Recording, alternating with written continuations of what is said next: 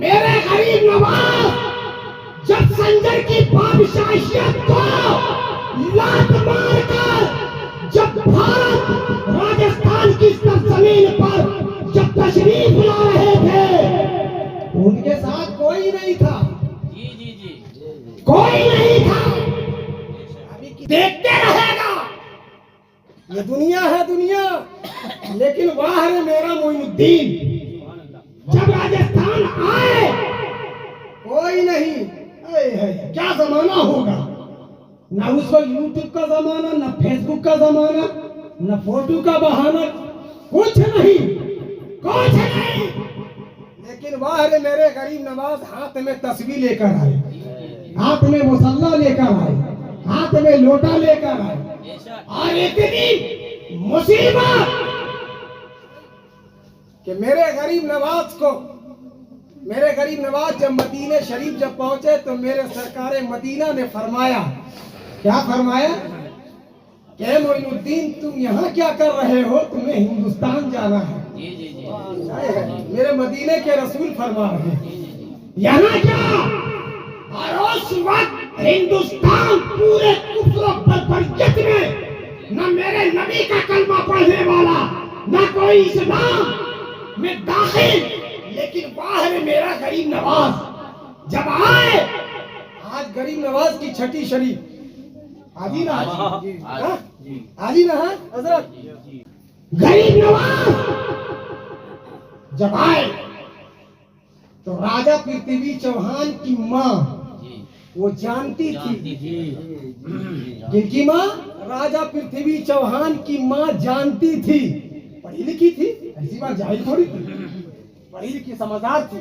وہ جانتی تھی کہ میرا جو پرتھوی چوہان جو یہاں کا راجہ ہے، میرے بیٹا کے ہاتھ سے یہ سلطنت جائے گی. وہ جانتی تھی. لیکن راجہ پرتھوی چوہان نہیں مانا.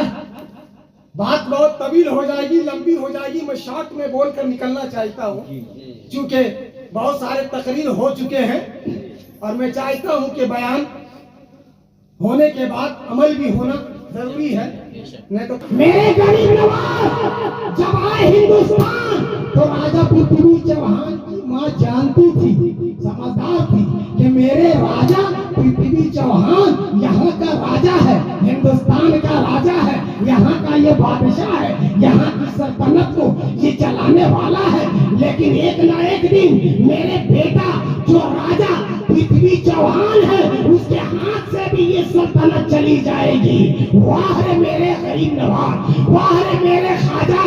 جب میرے خواجہ غریب نواز رحمت اللہ تعالی علیہ جب ہندوستان کی سرزمین پر آئے اور آنے کے بعد مسجد کی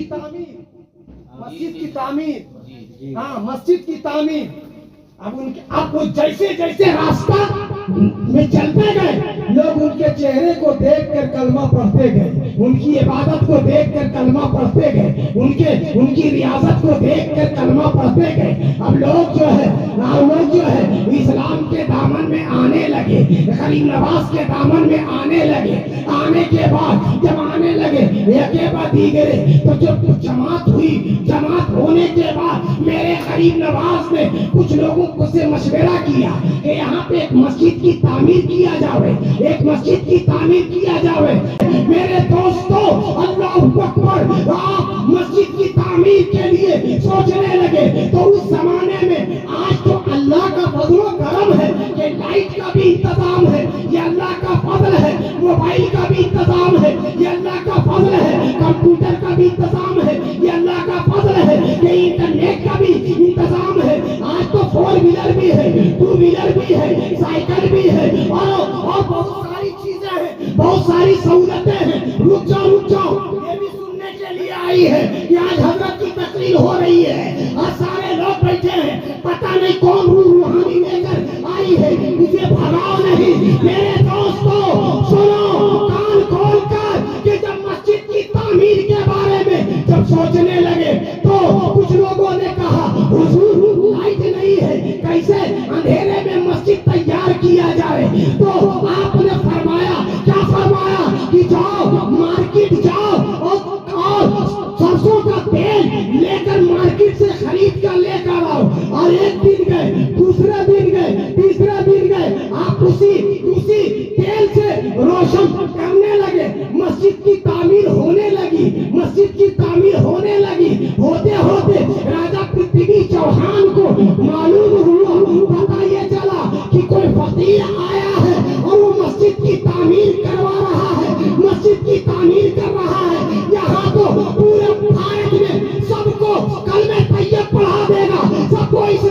اسلام داخل کروا دے گا، سب کو مسلمان کر دے گا، لہذا روکا جائے، مارکیٹ میں روکا گیا، تیل دینے سے روکا گیا، تیل دینے سے منع کیا گیا، نہ تیل دیا جائے گا، نہ مسجد کی تعمیر ہوگی، اندھیرے میں کیسے ہوگی؟ اور میرے غریب نواز ہاتھ میں تلوار لے کر نہیں آئے تھے، ہاتھ میں میزائل لے کر نہیں آئے، میرے غریب نواز ہاتھ میں بم لے کر نہیں آئے تھے، میرے غریب نواز پوری جماعت کو لے کر نہیں آئے، کردار لے کر آئے، محبت لے کر آئے، پیار لے کر آئے، ممتا لے کر آئے، شفقت لے کر آئے۔ میرے غریب نواز کو مارکیٹ میں تیل لینے سے روک دیا گیا، منع کر دیا گیا، کچھ لوگ گئے اور جانے کے بعد جب تیل لینے کے لیے گئے تو کہا نہیں، تیل لینے سے روک دیا گیا، دوسری دکان پر گئے وہاں بھی منع کر دیا، تیسری دکان پر گئے وہاں بھی نہیں دیا،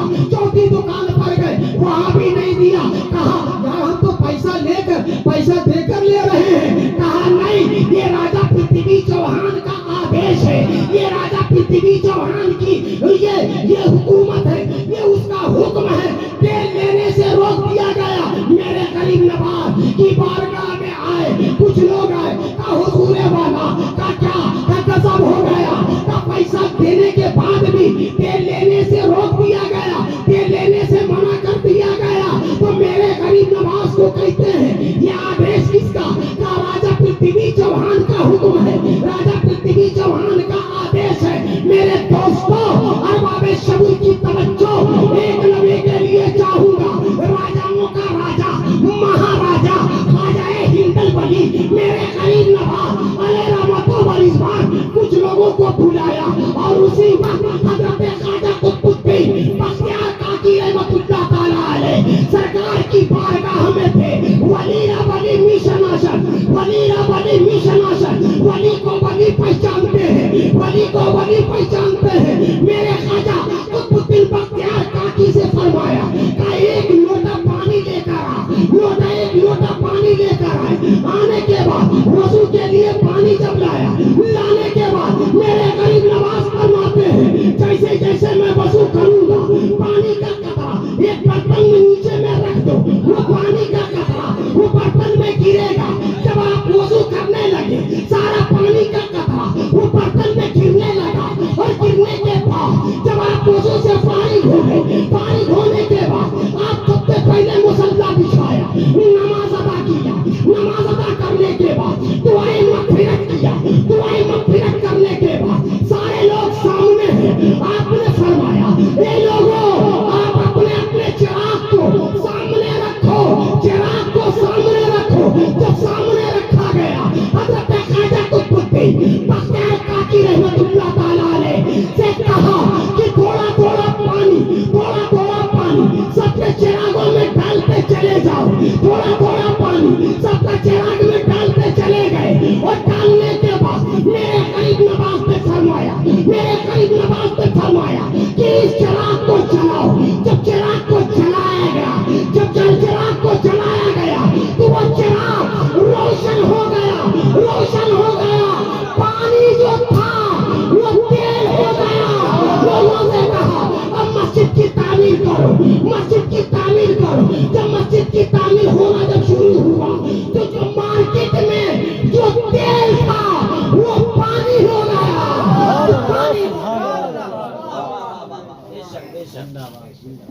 جو چراغ میں پانی تھا تیل ہو گیا، مارکیٹ میں جو تیل بیچا جا رہا تھا وہ پانی۔ یہ غریب نواز کا کرم، یہ کرامت یاد رکھنا۔ جب بیٹھائے ہوئے اونٹوں کو راجا ہلا نہ سکا، بیٹھائے ہوئے اونٹوں کو راجا ہلا نہ سکا، تو میرے غریب نواز کے گنبد کو کون ہلا سکتا ہے؟ یہ غریب نواز اللہ اکبر کیا تھا ہند کو تاریخ جب باطل پرستی نے، کیا تھا ہند کو تاریخ جب باطل پرستی نے اجالا کر دیا آ کر خواجہ معین الدین چشتی۔ میرے دوستو سنو، میرے غریب نواز ایسے شخصیت کے مالک ہیں کہ وہ کرسی آئے گی جائے گی، آئے گی جائے گی، کرسی آئے گی جائے گی، لیکن کرسی پر بیٹھا ہے کون؟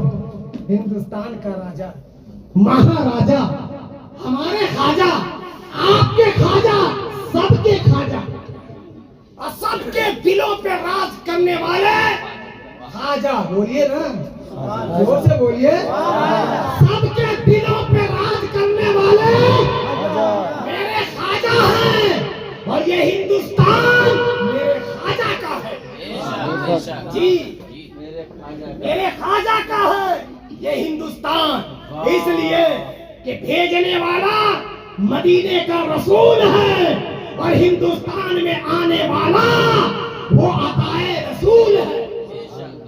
بھیجنے والا بھیجا ہے، مدینے والے نے بھیجا ہے، زور سے بولو دیکھو ہمیشہ 24 گھنٹہ میرے خواجہ کے یہاں لاکھوں کی بھیڑ رہتی ہے، کیا ہندو، کیا مسلم، کیا سکھ، کیا عیسائی، سب کو دیتے ہیں، سب کو دیتے ہیں، سب کو بانٹتے ہیں، لیکن کوئی بھی اولاد جو ہوتا ہے اور جو غریب نواز کی بارگاہ میں چلا جائے صدق دل سے، صحیح نیت سے، تو انشاءاللہ تعالی میرے غریب نواز کا اتنا بڑا فیضان کہ بے اولاد کو بھی اولاد دے دے،